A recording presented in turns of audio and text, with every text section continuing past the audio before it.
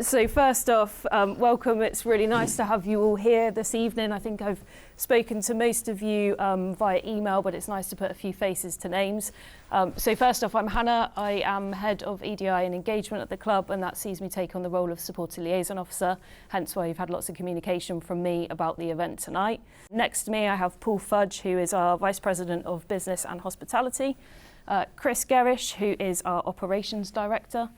Down to the other end of the table, just to mix it up a bit, is Steve Cuss, who's our Head of Community and Women's Team Manager. Matt Payne, who is our Vice President of Marketing and Brand. Rob Mitchell, our Commercial Director. Nick Zombalas, who is our Chief Ticketing Officer. Tiago Pinto, who is our President of Football Operations. Jim Frivola, who is our President of Business Operations, and incredibly lucky to be joined tonight by our esteemed owner and chairman, Bill Foley, who is going to stay for around 20 minutes to half an hour for the first part of the meeting, and there will be an opportunity to put some questions to him as well. So I'm going to get started by asking Sarah McLaren to put her question directly to Bill, if that's okay. I'd like to ask the panel where they see the club in 5 years' time, please. Well, that's an interesting question. Now we're into this for 2.5 years, so we can probably answer it with a little more knowledge. The Performance Center will continue to evolve, but now that's open, which I'm very proud of, and it's quite an addition for our club. Part of our goal was, and my personal goal, was to recreate some of what we did with the Vegas Golden Knights, and that is we developed the finest facilities for our players, and we developed a system where we took care of our players beyond what they ever expected, whether it was from physio, medical, training, facilities. Our job there is, and it's the same job we have here, is to make sure the players have one job, and that's to win. That's to play football. And I know all of you are seeing that as we're evolving and what we're doing, and the Performance Center is really the first step in that direction. And within 5 years, we'll be a Category 1 academy, and that should happen fairly quickly. We have the facilities now to actually be designated a Category 1. That's important to really help develop our academy. So we're not just buying players all the time. We're developing players, and they work their way through our system. I would expect our stadium this stadium out here will be rehabilitated and completed, and will be roughly 20,000 or more seats within 5 years. We'll beat that time frame.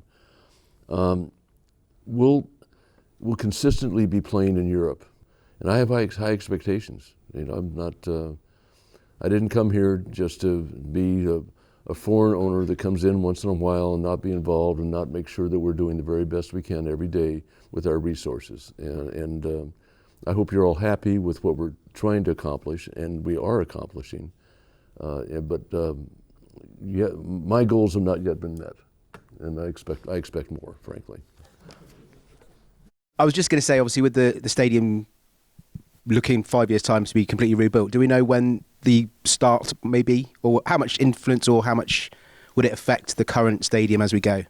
Yeah, so we're gonna be very careful about making sure we can maintain seating for fans.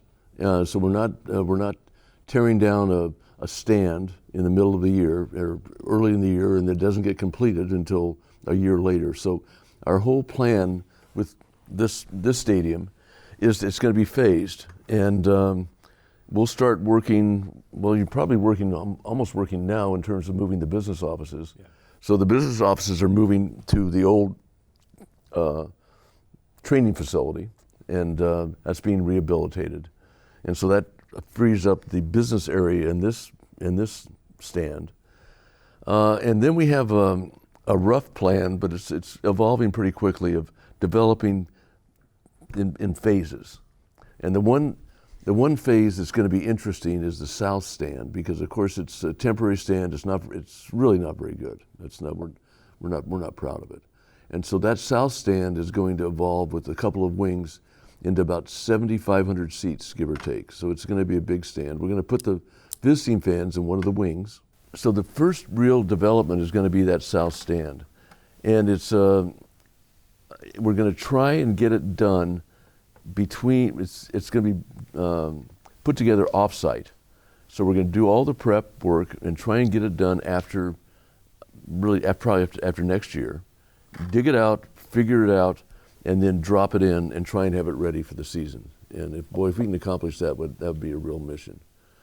In this building, there'll be I'm not happy with ingress and egress.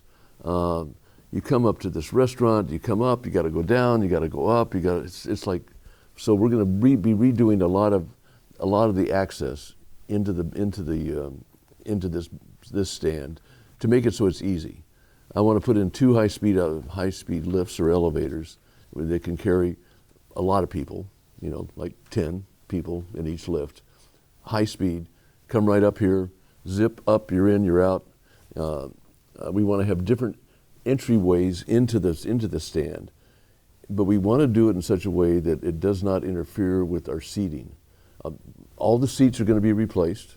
Across the way, we have an opportunity to either put, and it's kind of been pre-planned with the council, we can either put in more suites or we can put in more seats.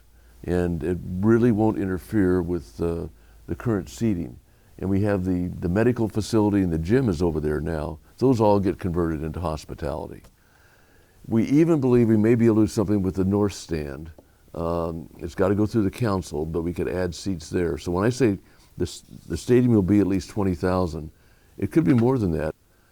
And there are a lot of questions about why not build a new stadium.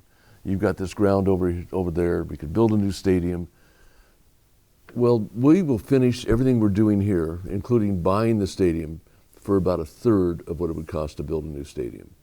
And we're still a small club, and I'm still a business guy, and we have to make sure that we're sustainable, that we can continue to support what Tiago's doing with players in terms of bringing players in, and hopefully by year 5, we're not going to be really a seller unless it's something really unique. We're going to be a developer of players and bring players in, and they're going to want to stay here.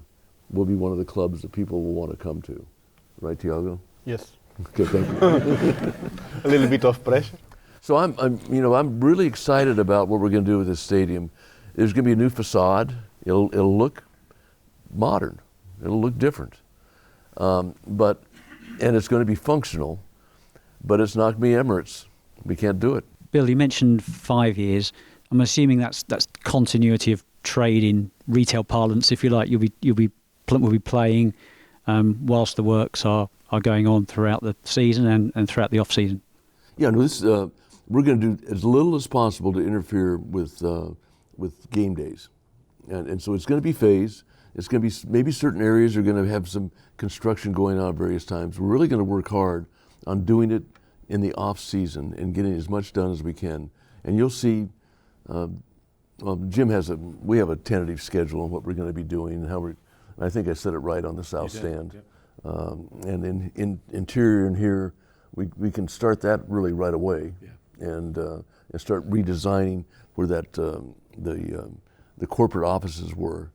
But I'm really intent on changing the access, make it easier to get in and get out, and bring people here earlier and stay longer. So we're really going to minimize any kind of. We should be adding enough seats at the same time as we're changing things. That we should actually have more seats in play versus less seats because there's construction. You mentioned that you didn't want to become, or you don't want to be a selling club. With the finances in order to rebuild the stadium, will we need to sell any players?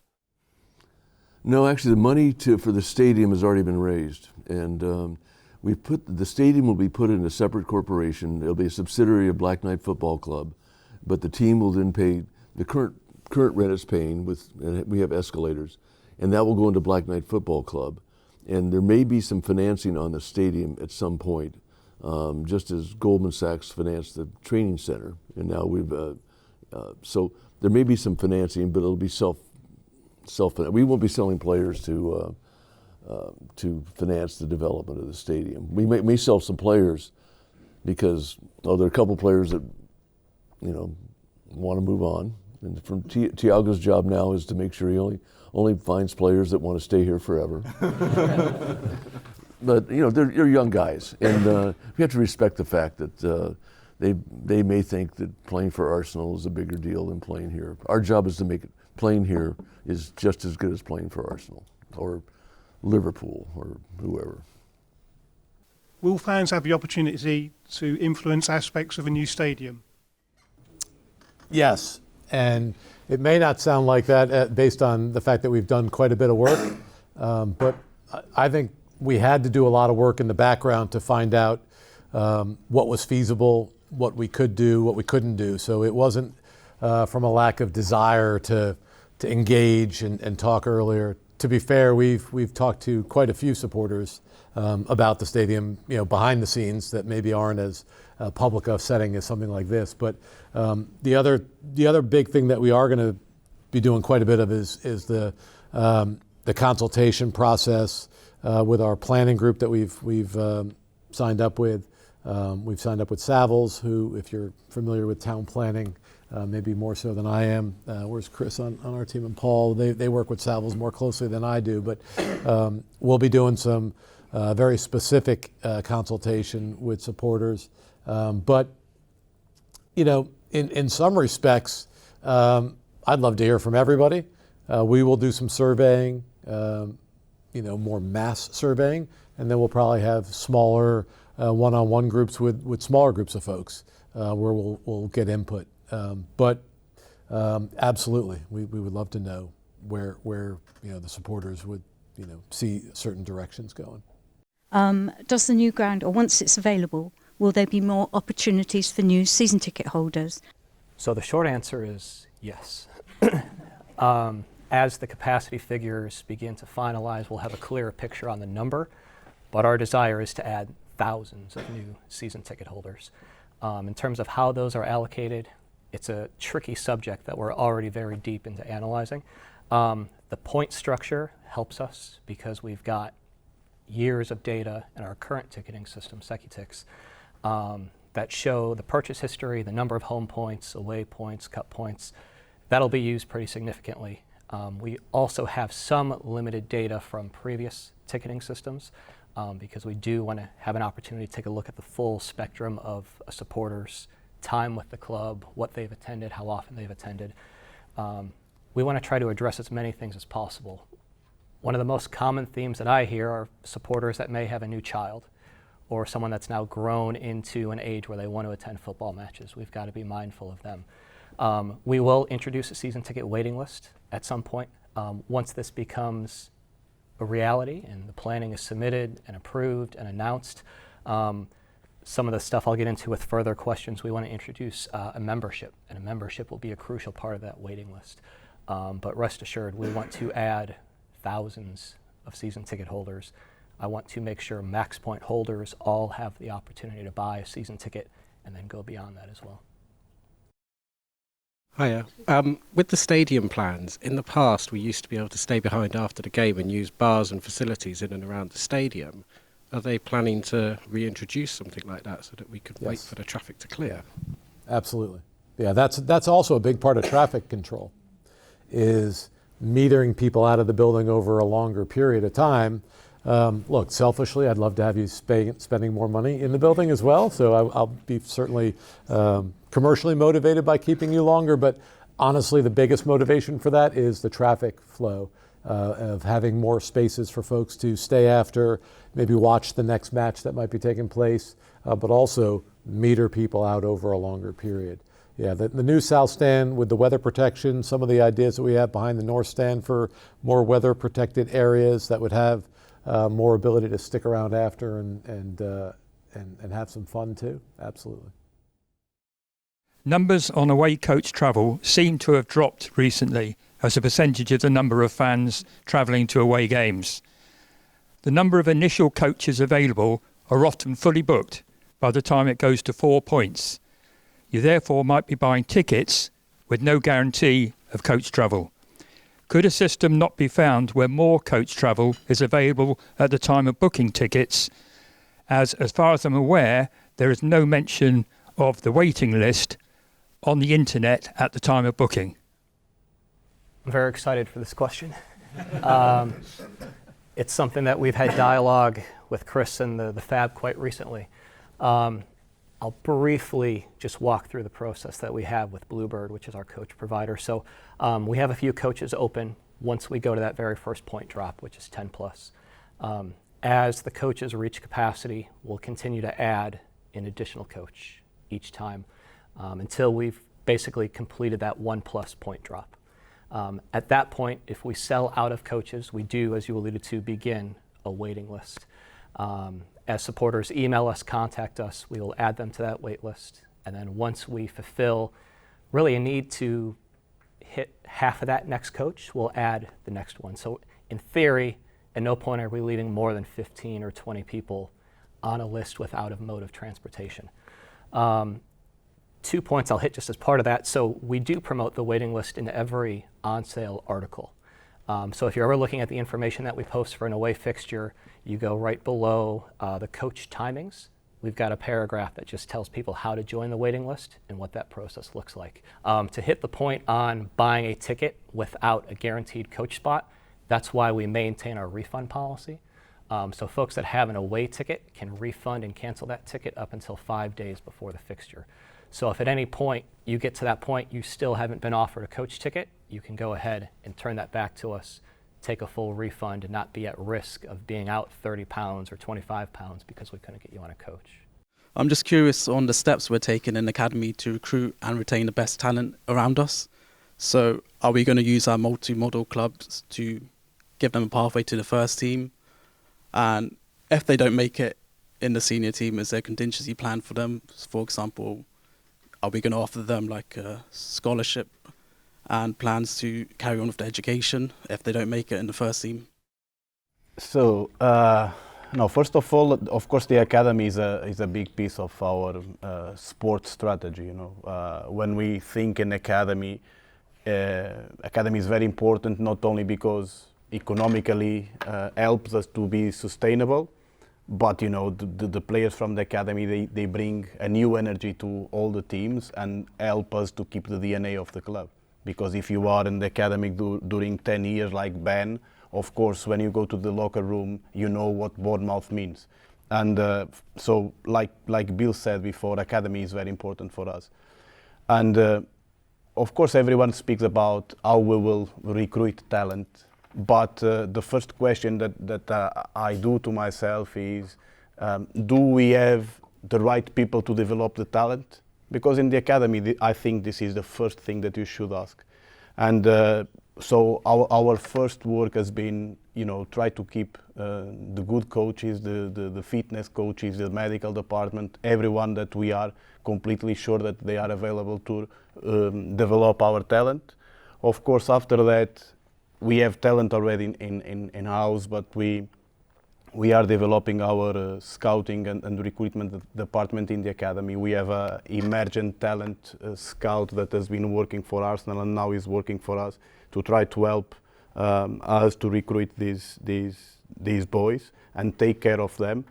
And at the end, I would say that the last point is the connection with the first team, because you can do wherever you want in the academy, but then if the connection with the first team coach and the first team players is not good, you know, you waste your work. And this is something that we are privileged here in Bournemouth, not only because Andoni, but you know, when you look to Tommy or Coops or Simon, all of them, they have a strong connection with the club.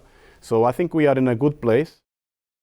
Hi there. I'd just like to ask why the club feel the need to search all the home fans before the game. What have you actually found from the fans, you know, and taken away from those fans in the last 2 or 3 seasons to warrant kind of frisking every single fan before they go in? Unless you're going to use metal detectors to stop weapons, and if that's what you're looking for, or, you know, other substances, then you need sniffer dogs. So, yeah, I just find it a waste of time. We've got responsibilities that are placed upon us by outside agencies. So the terms of our general safety certificate means I have to ensure that all persons present here at the game, staff, supporters, everybody, are safe. And I can't get away from that.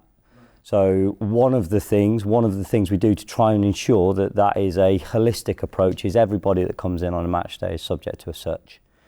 And I'm not going to apologise for that. In relation to how we do it, we recognise that it's a necessary evil, but it's an evil nonetheless, and it does delay people getting in, it does delay people spending money, and Jim constantly talks to me about the length of time it takes. So we try and make it as efficient as we can. I think the average search is somewhere between 5 to 8 seconds, and Jim and I have watched the searching taking place, and believe it or not, they are that quick. And it's kind of like a two-pronged search phase, if you like. We do a pat down, and we also do the ones, which are the metal detectors that you're actually talking about. But in relation to the types of items that we find, we do actually find quite a lot. So we've got drugs. I spoke to the safety officer just before we came in here today, just to get his take on what we've taken fairly recently. Drugs, and it's the full spectrum, A, B and C categorization. Pyros and flares, albeit that's been reduced since we changed the rules on flasks. And I'm happy to talk about flasks if anyone wants to do that. Nail scissors are a favourite. We've had a few nail scissors. We've had a packing knife this season. I'm not even sure what a packing knife is, but we've had one. And we get a lot of alcohol that's not in containers that normally contain alcohol. So obviously that would be a breach of ground regulation. So it's things like that we look out for. But my favourite, and this didn't happen this season, it was the season before, is we had a guest in hospitality that thought it would be a good idea to bring a nail gun into the stadium on a match day. So with all that combined, I appreciate what the fan sentiment is, particularly when the queues are long and you can see the searching right at the front of the queue taking some time, but it is necessary to ensure everyone's safety. So my question was just on what the latest update on a new ticketing system is. New ticketing provider. So a few weeks back we announced a new partnership with SeatGeek as our new primary ticketing operations partner. They will go live with us from season ticket renewals next month, and then whenever we begin match-by-match sales in June and July. We are the 9th team in the Premier League to join SeatGeek.